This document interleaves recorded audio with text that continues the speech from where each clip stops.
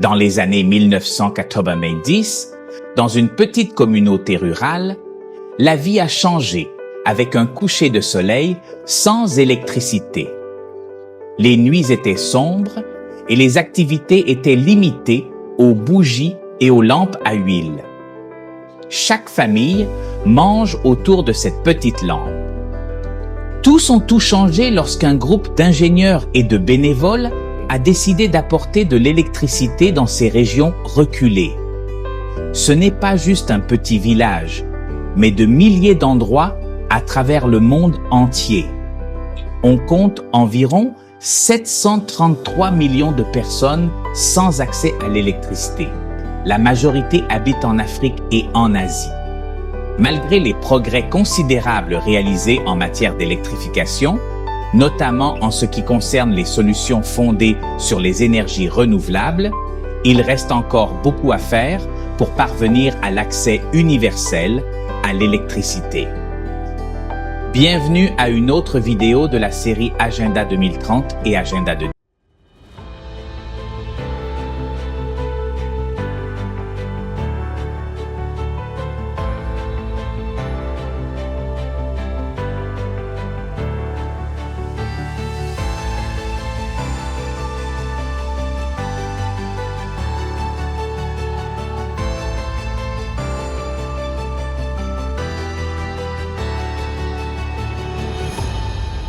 un monde où l'énergie est essentielle au développement et au bien-être, l'objectif 7 du programme 2030 vise à garantir l'accès à une énergie abordable, sûre, durable et moderne pour tous. Mais quelle est l'incidence de cela sur l'humanité? L'objectif 7 de l'Agenda 2030 vise à garantir que tous, où qu'ils vivent, ils ont accès à des services énergétiques fiables et modernes. Comment? Grâce au déploiement de l'énergie solaire et d'autres sources d'énergie renouvelables, des solutions durables sont apportées aux communautés plus reculées. Ces projets ne fourniront pas seulement de la lumière, mais stimuleront également le développement et amélioreront la qualité de vie, du moins en théorie. Avec l'électricité, les enfants peuvent étudier après la tombée de la nuit, les centres de santé peuvent fonctionner plus efficacement et les petites entreprises peuvent prospérer. L'énergie transforme les vies et les communautés à l'échelle mondiale. 58,5% de l'électricité provient de sources d'énergie non renouvelables, telles que le charbon et le gaz naturel. Le charbon représente environ 35% et le gaz naturel 23%. La non-utilisation d'énergie renouvelable présente de grands inconvénients tels que l'épuisement des ressources. Les énergies non renouvelables telles que le pétrole, le gaz naturel et le charbon sont limitées et devraient finalement être épuisées, ce qui aura un impact encore plus important sur l'environnement. L'extraction et l'utilisation des sources d'énergie non renouvelables peuvent causer d'importants dégâts à l'environnement, y compris la dégradation des écosystèmes et la pollution des sols. Cela comporte aussi des risques pour la santé. La pollution de l'air, due à l'utilisation de combustibles fossiles, est liée à des problèmes de santé comme les maladies respiratoires et cardiovasculaires. Privilégiez les énergies renouvelables. Veillez à ce que toutes les personnes et les communautés où qu'elles se trouvent aient accès à l'électricité sans avoir à payer des coûts élevés, atténuant ainsi ces problèmes et aidant à améliorer la vie. Il ne fait aucun doute que cette proposition changera la vie des 733 millions de personnes qui n'ont toujours pas accès aux services ces dernières années. Plusieurs sources d'énergie innovantes et durables ont été explorées et développées. Je mentionne ici quelques-unes des plus importantes. La bioénergie. Avancée fait référence à l'utilisation de la biomasse pour produire de l'énergie, y compris les déchets agricoles et forestiers et les cultures énergétiques. Les technologies avancées conduisent à des choses plus efficaces et plus propres. L'autre est la micro-hydroélectricité, et la micro-hydroélectricité. Il s'agit de versions à petite échelle de centrales hydroélectriques conventionnelles conçues pour les communautés rurales et éloignées. Ils peuvent utiliser de petites rivières et ruisseaux pour produire de l'électricité. L'énergie géothermique modifiée utilise la chaleur de l'intérieur de la Terre pour produire de l'électricité et le chauffage. En théorie, ces sources d'énergie pourraient conduire à un avenir meilleur pour ceux qui n'ont pas accès à l'énergie aujourd'hui. Mais imaginez si une source d'énergie inconnue, moderne, inépuisable, durable et peu coûteuse était découverte. Quel bien cela apportera-t-il au monde?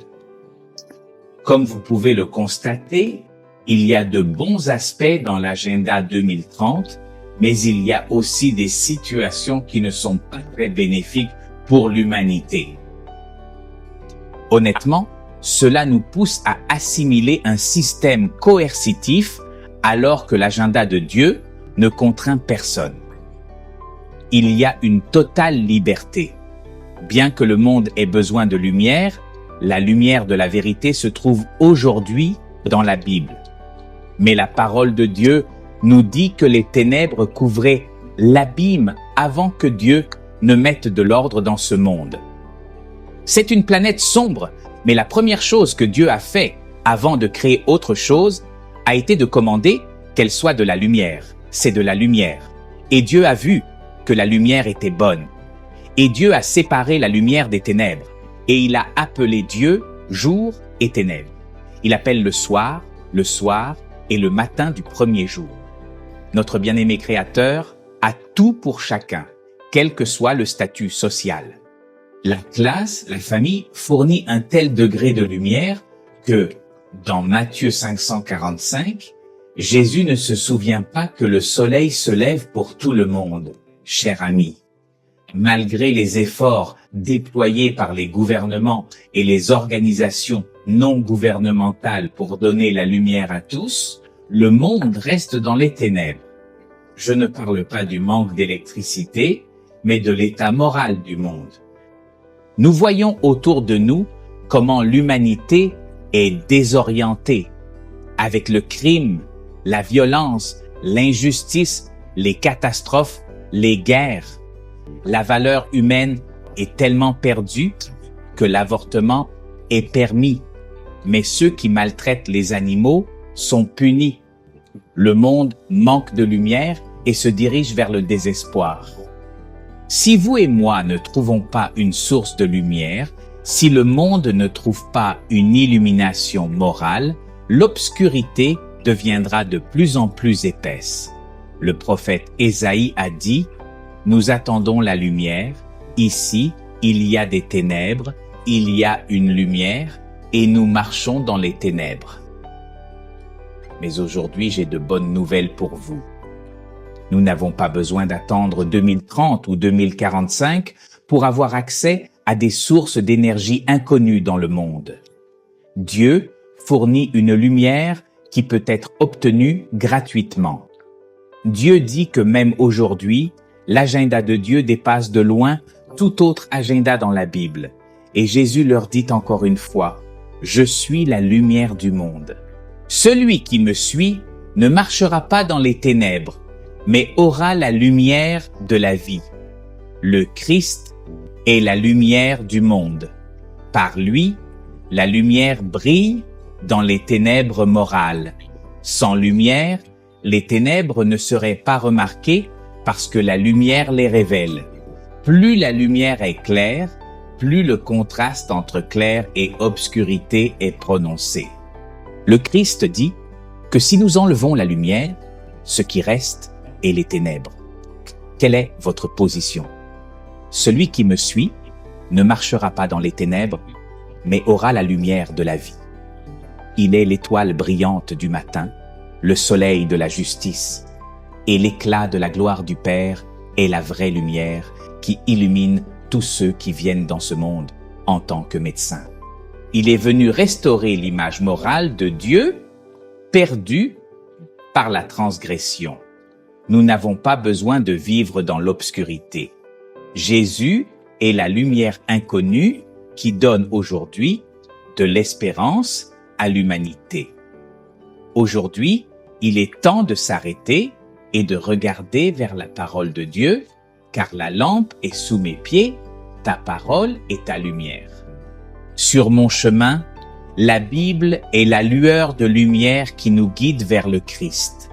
La grande lumière est une lumière gratuite, sans prix, qui atteint même les cœurs les plus éloignés, les vies les plus sombres, causées par les problèmes et le désespoir, malgré les efforts de l'humanité pour apporter l'électricité partout dans le monde.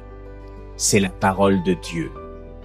Ils disent « Voici, les ténèbres couvriront la terre, et les ténèbres couvriront tous les peuples. Le Seigneur se lèvera en toi, et sa gloire apparaîtra sur toi. Voyez cette lumière aujourd'hui et n'attendez plus.